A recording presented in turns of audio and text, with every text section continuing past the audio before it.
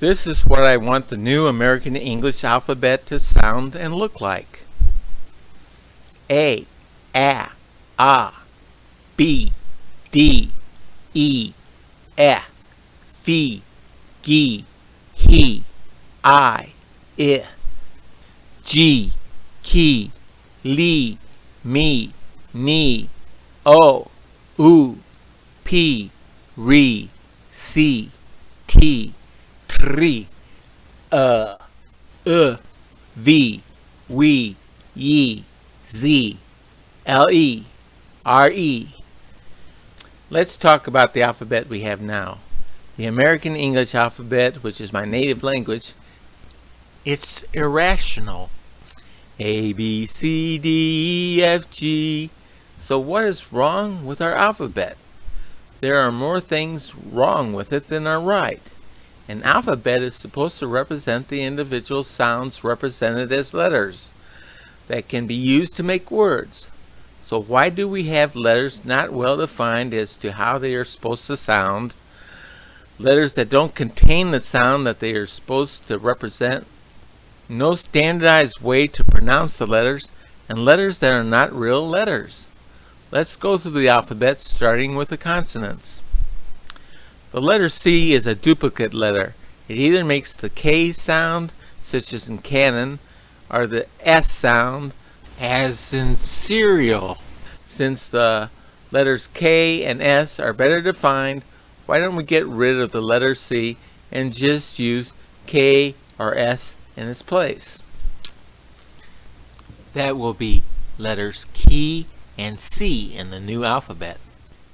The letter F, this letter is representative of the inconsistent way we pronounce letters. Sometimes letters like B and T have the consonant sound followed by an E. Other letters like F and M have the consonant sound preceded by an eh sound. Why did the rules change on how we speak the consonants in the alphabet? It is not very logical. I propose that all consonant letters should be followed by an E sound, so let's call the letter now known as F, Phi, instead in our new alphabet. The letter G, this letter does not contain the sound it is supposed to represent. It's supposed to make the ga sound, as in garden. Instead it makes it a sound like J, followed by the E. So let's pronounce this alphabet letter G. The letter H, this letter does not contain the sound it is supposed to represent. It is supposed to represent the ha sound, like in harder. Instead it contains a sh sound, which really does not contain either the C or he letters. And more about this when the subject of new auxiliary consonant letters are discussed. For now, let's rename this letter, alphabet letter, he. The letter K. There are three letters currently that want to make the K sound: C, K, and Q. But really there should only be one, and let's just call that the letter key. The letter L.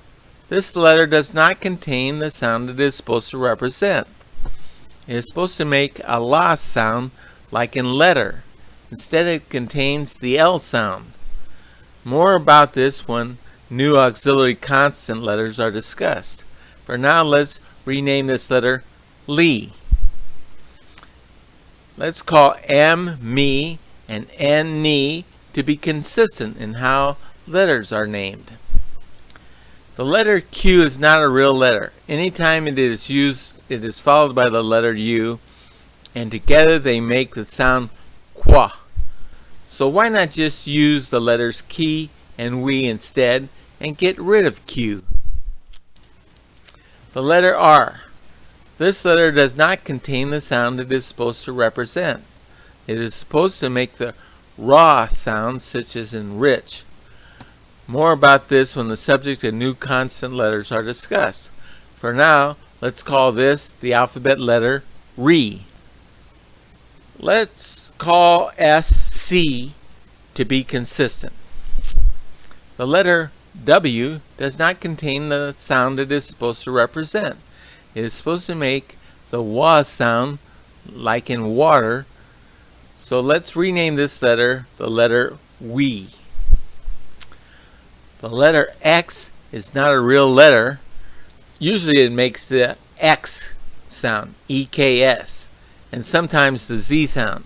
So why don't we just use those letters instead and get rid of X? The letter Y. This letter does not contain the sound it is supposed to represent. It's supposed to make the YA sound, like in yellow. Let's call this the alphabet letter Y. Okay, now let's take up the subject of new auxiliary consonants. First, let's take a look at the sound OW. This sound can be spelled several different ways with different vowels and different consonants, as illustrated.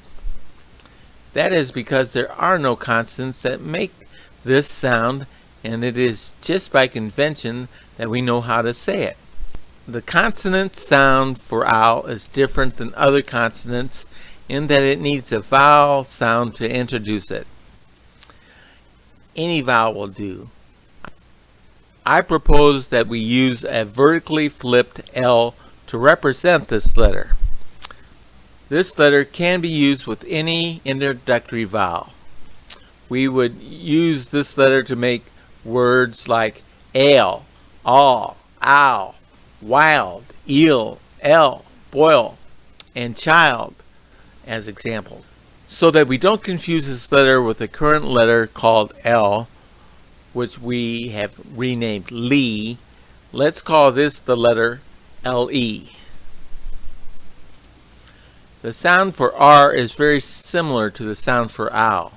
That is because there are no other consonants that make the R sound. It is just by convention that we know to associate this sound with the letter RE. Since the letter R contains no RA sound, we need a new letter, and let's call it the letter RE. It is different than other consonants in that it needs a vowel sound to introduce it. Any vowel will do. I propose we use a vertically flipped R to represent this letter. We would use this letter to make the words air, R, ear, sir, fire, for, and your as examples. So we don't confuse this letter with the current letter used for R. Let's call this letter RE. As previously mentioned, the letter currently called H does not contain any sound of ha in it. Instead, it makes the sh sound. The sound sh is technically known as an unvoiced post-alveolar fricative, which refers to what the tongue, jaw, teeth, and breath are doing. The hwa sound is typical of the sounds that some consonants can make when the mouth makes similar motions. Sh, th, hw are commonly used examples of consonants that can be combined with this unvoiced post-alveolar fricative sound. J and sh are other consonants that can use this mechanism, but they are not commonly used currently. We represent the sounds in writing by using the consonants combined with an H, and by convention we know what sound these letters combined will make. It actually is very similar to the situation we had when we created the letter LE. We could create a special letter that we could use instead of H for this situation, but I don't recommend it. It is not clear that the sound is not a variation of the he sound. Additionally, if we try to get too technical with creating letters, we will have way too many. Trying to analyze sounds like ing, for example, will be counterproductive, and it is my recommendation that we should just stay with conventions to represent sounds such as sh. The Spanish alphabet used to consider sh a separate letter, although they never gave it a unique letter symbol. Why they did it just for sh and not for other letters, I don't know. But sometime in the 90s they dropped it, and I think they did the right thing. One sound that the Spanish alphabet does include is the trill sound, which they call r. All consonants can be trilled like this: br, dr, pr. And it is a rather distinct sound, and since it is possible, why don't we just add it to our new alphabet and represent it by 2 R's. Since it is a trilling, let's combine it with the letter T and add the letter tri as representative for a consonant being trilled.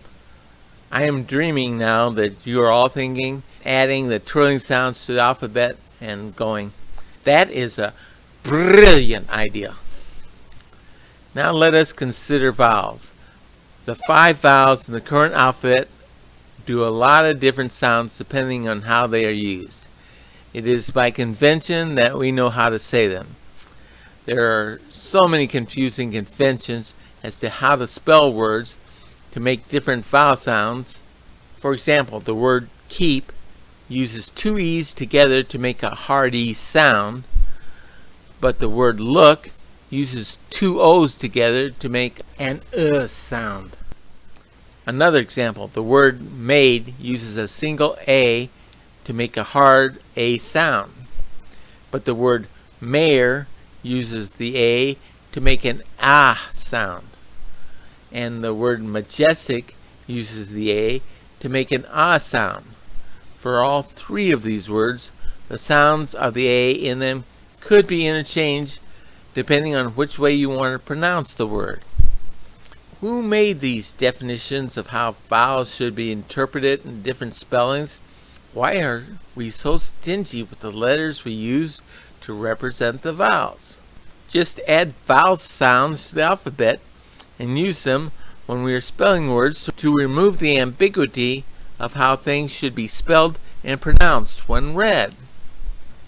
I propose the vowels of the American English alphabet should be as follows: A, ah,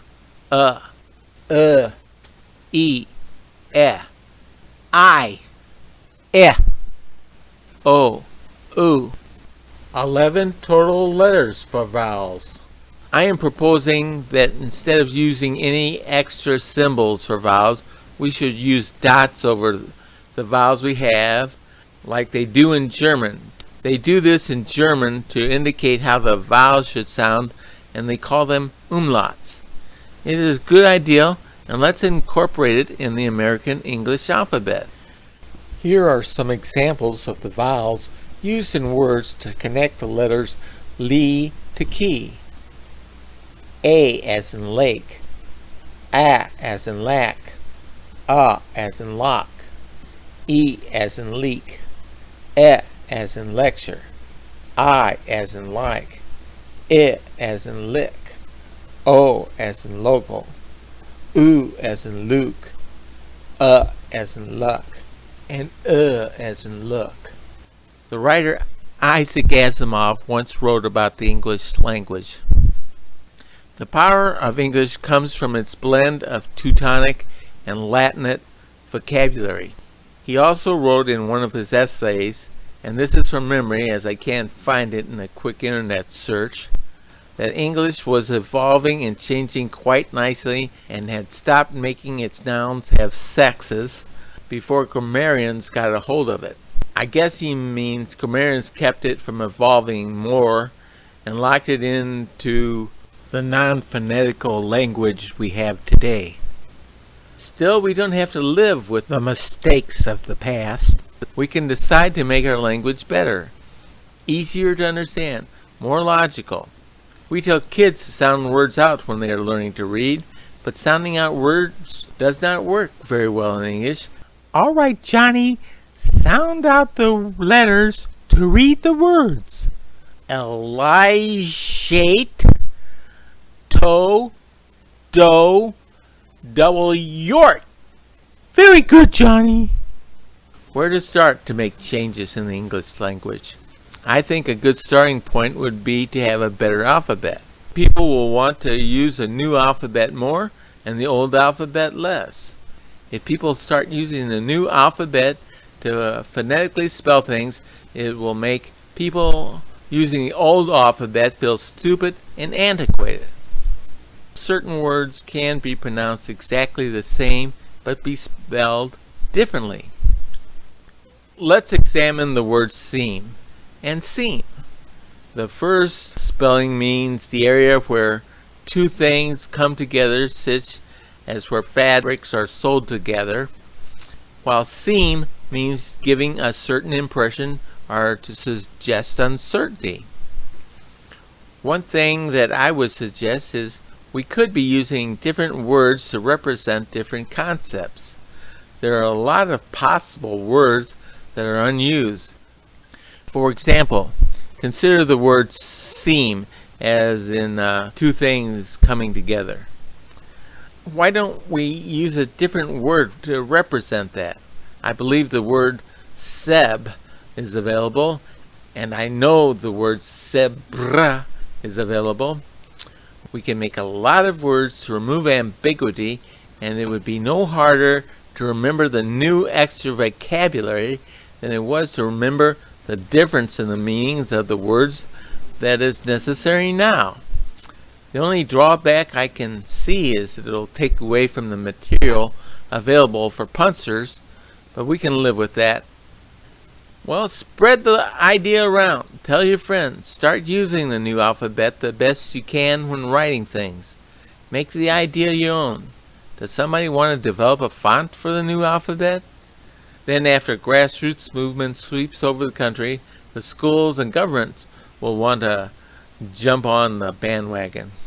And I bet English can become a more widely spoken language than it already is if we do start doing more logical things. Let's help Donald Trump make America great again with a world-class alphabet. This is the new American English alphabet I am proposing again. A, B, D, E, F, G, H, I, J, K, L, M, N, O, U, P, R, S, T, T, V, W, Y, Z, L, R, E.